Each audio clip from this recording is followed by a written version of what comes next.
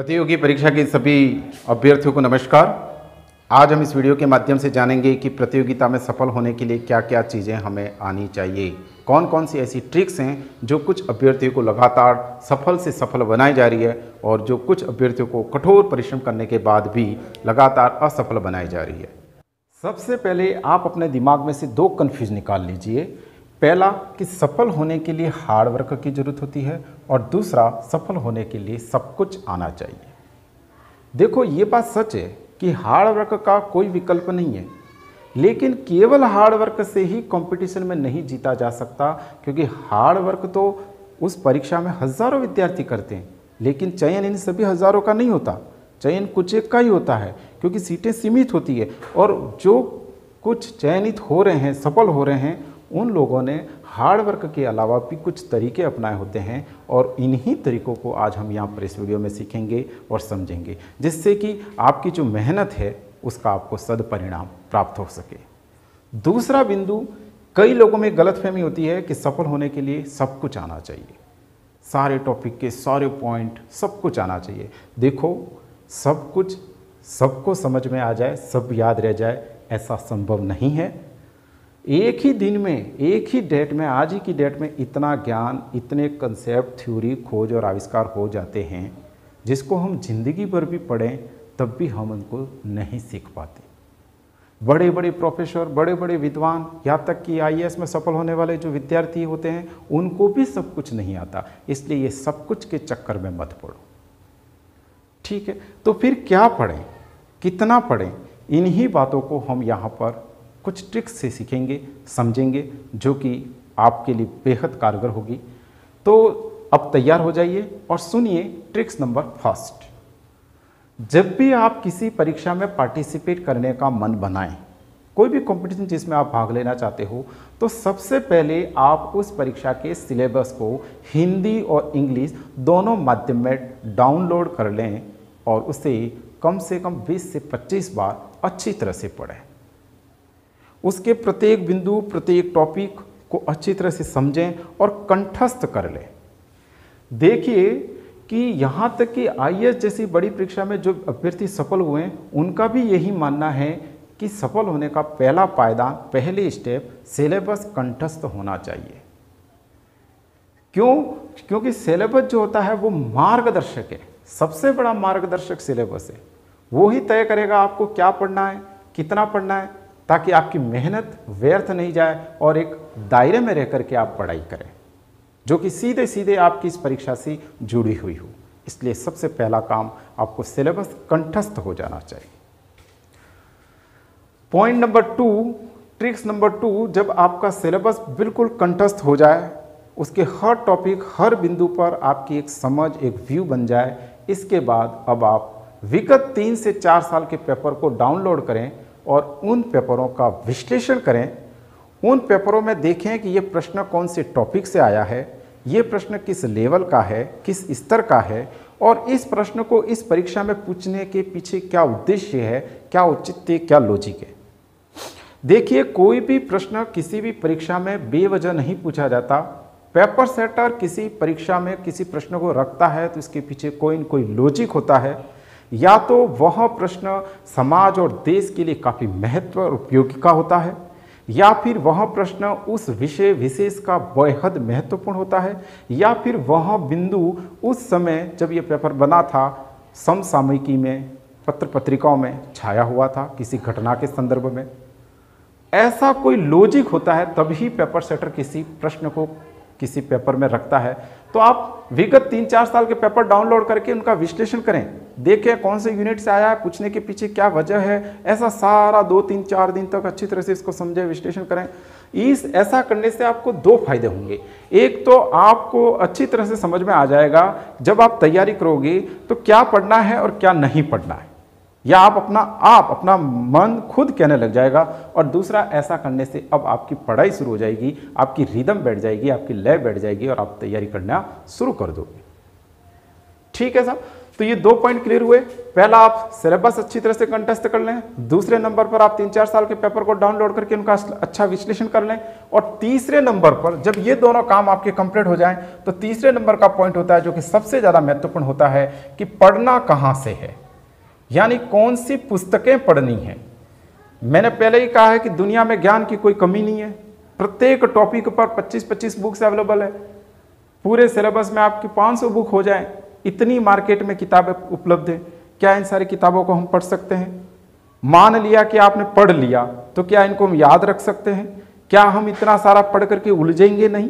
तो फिर कितना पढ़ना है, कहाँ से पढ़ना है, यह सबसे इंपॉर्टेंट और सबसे सटीक प्रश्न है। इसको जानना बेहद जरूरी होता है और इसका उत्तर है एक ऐसी पुस्तक जो इन 3 पैरामीटर को पार करते हो।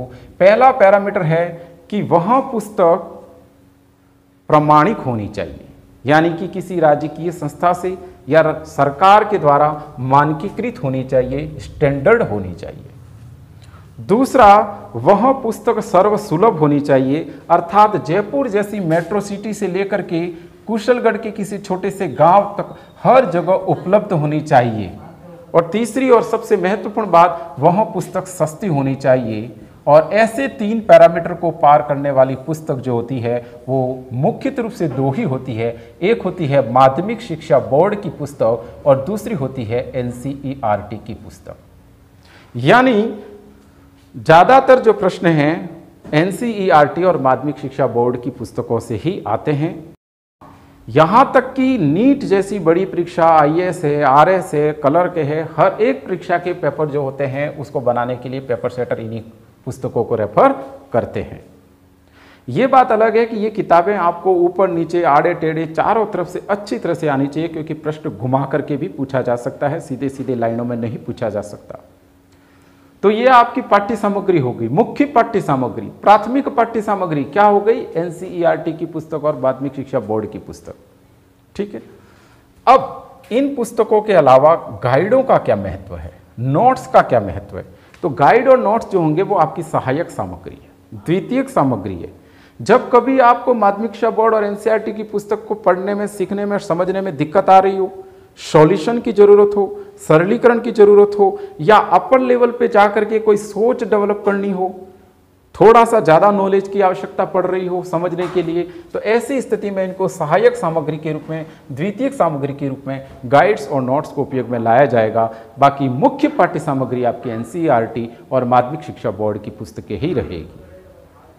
क्लियर है? तो इस तरीके से हमने 3 पॉइंट समझ लिए। सबसे पहला, हमें सिलेबस कंटेस्ट हो जाना चाहिए। दूसरा, 3 से 4 साल का पेपर बिल्कुल विश्लेषित हो जाना चाहिए। और तीसरे नंबर पर हमें कहाँ से पढ़ना है, यानी कौन सी पुस्तकें पढ़नी है, वो भी क्लियर हो गया। और अब लास्ट इंपॉर्टेंट पॉइंट है पॉइंट नंबर 4, जो कि सर्वाधिक मायना रखता है, और वो ये है कि इतना सब कुछ करने के बाद, आपकी अच्छी खासी तैयारी होने के बाद भी कभी कभार हम सफल नहीं हो पाते हैं। और ऐसा नहीं है, लगातार असफल होते जाते हैं, एक इसी चौथे नंबर की खामी की वजह से।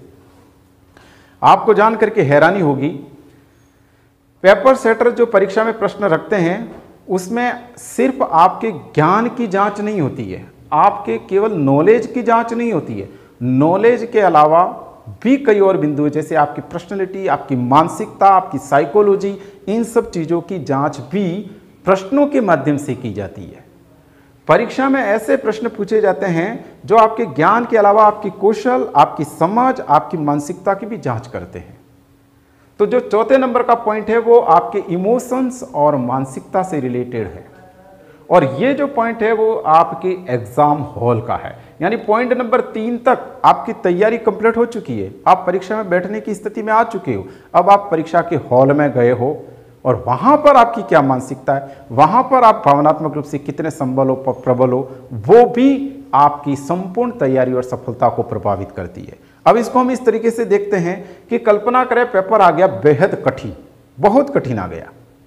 अब अभ्यर्थी क्या होते हैं, उस समय डर के मारे कि मुझे इतनी तैयारी करने के बाद भी इस परीक्षा पेपर में कुछ आ नहीं रहा है, मैं तो सफल नहीं हो पाऊंगा, इस तरीके से एक डर छा जाता है। और इस डर की वजह से वो डर में 2-4 प्रश्न गलत कर जाते हैं और फाइनली असफल हो जाते हैं।